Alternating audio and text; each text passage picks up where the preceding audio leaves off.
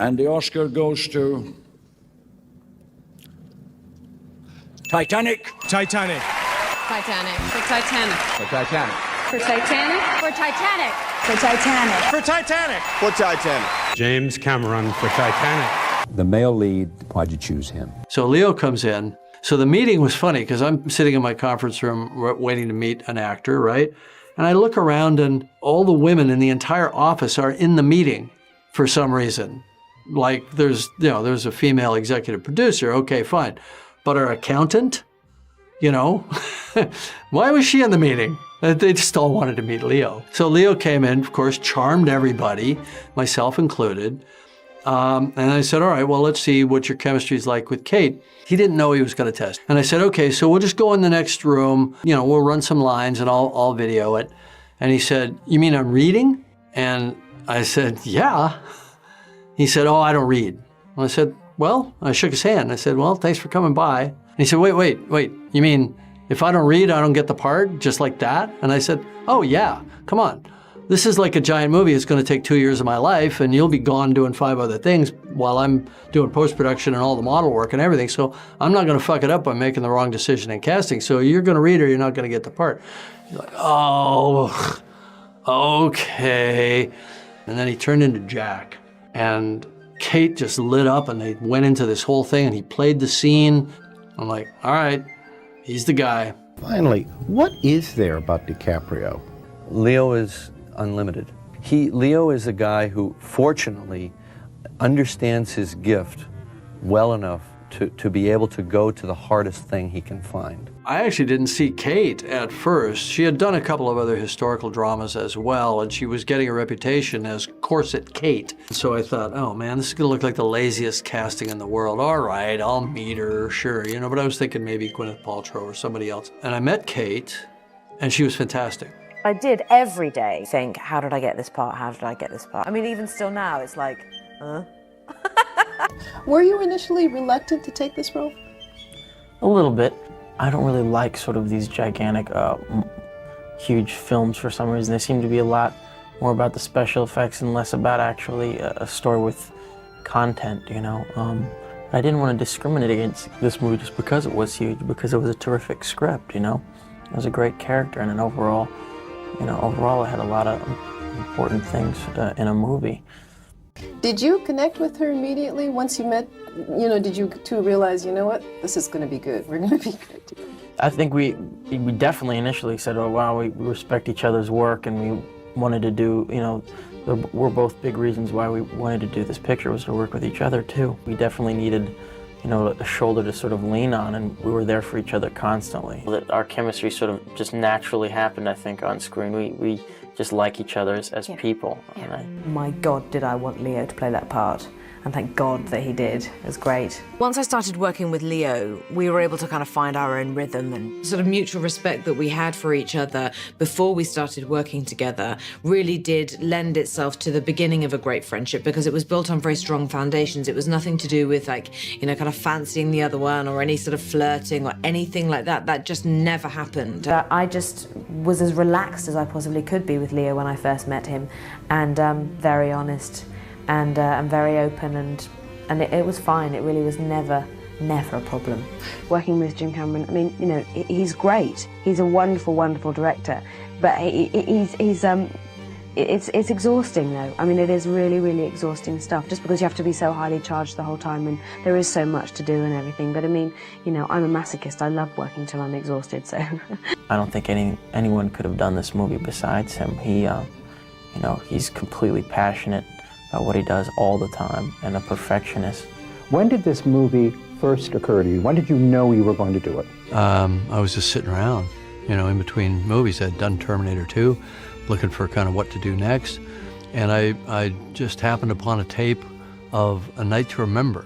And I hadn't seen it since I was a kid. And so I popped it in, I sat one afternoon, and I just watched A Night to Remember. And the pieces just fell into place. I thought, I've got to do this, but what's my hook? And then it popped into my head, it's a love story. And so I started reading up on the history of Titanic, not just the physicality of the wreck and the high technology of finding it, but you know, who were these people, you know, and what did they experience? And it became, to me, such a fascinating story. Then I reached that stage, you know, which every filmmaker does, that you're probably going to make a film. Yeah. And it's like, please, God, let it not be a film about Titanic, because that's going to be a lot of work. I really felt that it was a mission and a responsibility to get it right. And I got something in the mail, which was an invitation to a screening of Titanica, which was the IMAX film. So I promptly, you know, flew to Moscow and met with the people that had done the IMAX film and said, hey, can I use your subs? And then once they agreed, then it was, now I'm making a film. I guess I better come up with a story. And so then you as a screenwriter have got to create a story. Exactly. What's the objective of the story? I think, to sum it up very succinctly, it's make it accessible. Get the audience over that hump of watching a period film where people dress differently and they speak differently. Get them involved subjectively in the event. And there's only one way to do that, which is through characters that you really love and care about. And, you know, we fall in love with Jack and Rose as they fall in love with each other, you know, up on the screen. And then there's a certain point where we realize we're on the ship with them. The cost of Titanic skyrocketed. I remember reading about it. There was Jim Cameron's Folly. Right. Studios began to lose faith. Mm-hmm. Did you ever think I'm really crazy? Yeah. I mean, to be perfectly honest, when we realized that it was going to cost way more than it was supposed to, we're doomed. We're doomed. Our credibility is shot. I didn't want to see the film compromised, so I made compromises myself and said, look, I'm willing to work for 3 years for free, just don't wreck the movie. The studios were so happy with you, they gave you back that money at the back end, so you were vindicated. Yeah, they did the right thing. Let me talk now about making the movie. How did you do it? In general, in a general give sense? me a sense of the overwhelming challenge of making a movie that tries to take you onto a boat that is sinking into the ocean. Well, it was a mission. You know, it was a mission to go and shoot film in one of the most extreme environments that I think motion picture film has ever been shot in. We were trying to go down there and shoot narrative film. And it was unbelievable to go 2.5 miles down to face that kind of pressure, to deal with the kind of technology required to do that, and to think you could pull it off, but we did pull it off. And that's pretty exciting. Well, first of all, the ship was huge, and it took us a long time just to sort of get our arms around the enormity of this thing, the physical setting of the film, and how we were going to create that.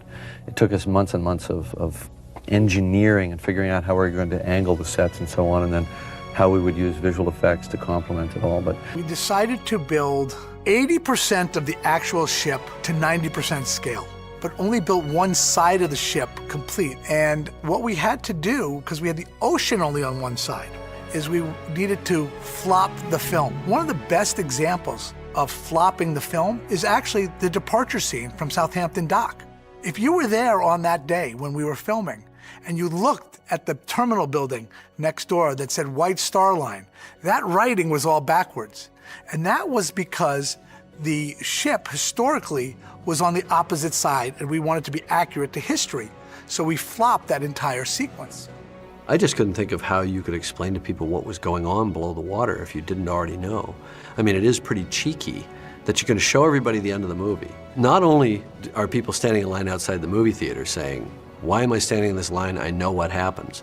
But once they're watching the movie, you're going to show them the ending. But the sinking simulation animation, I think, was critical to an understanding of what's going on in those last few minutes.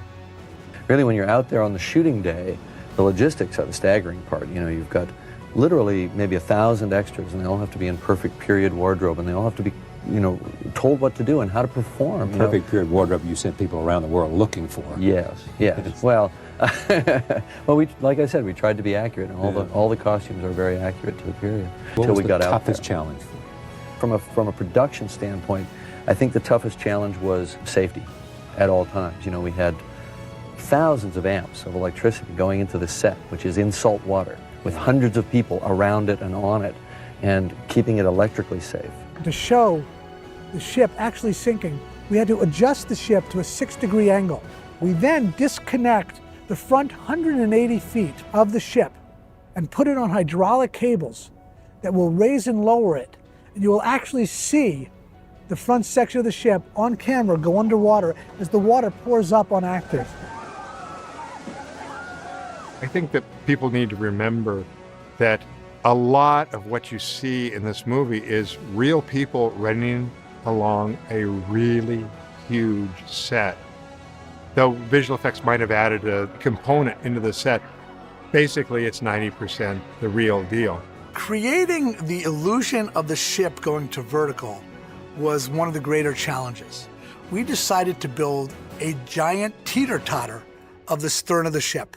It would be at level, but then it could go up just like a teeter-totter could, up to 90 degrees. We called this the $1 million shot, not only because it nearly cost that much, but because for Jim, it really sold the reality and the beauty of Titanic.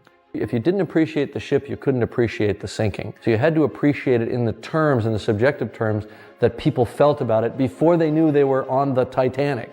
You know, it both celebrates the ship and it celebrates Jack's character at the same time, which is what I really love about that scene. It just makes it seem like the idea that you're gonna die, that disaster and doom are coming, are so far away. As early as late 1995, nearly a year before we shot the scenes, Jim already had a very clear picture in his mind of exactly how to show the splitting and sinking of the ship, shot by shot. What we're doing, we're sinking the damn ship. And what we're featuring right now in this particular angle is the actual rip, where it actually separates and opens up the side of the ship. So this is probably going to end up being about like 1 second of screen time, but.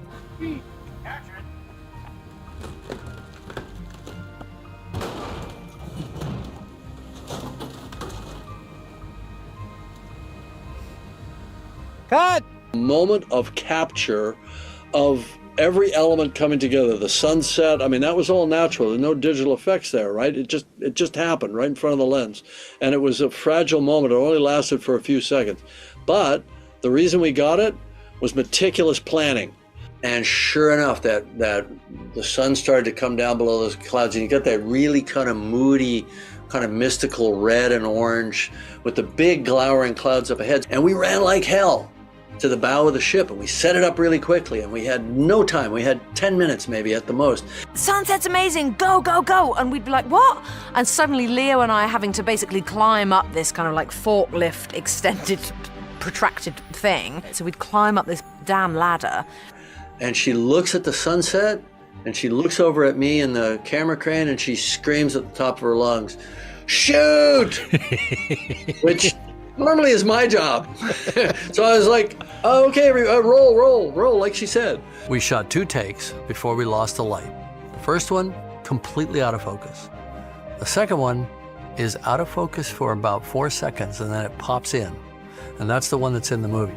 How you end a movie is so important. The challenge is, how can you create a hopeful beat when most of your main characters die tragically? I think one of the keys to the film's success was that Jim was able to create an ending that in one shot turned what could have been a bittersweet, tragic ending, a real downer, into something beautiful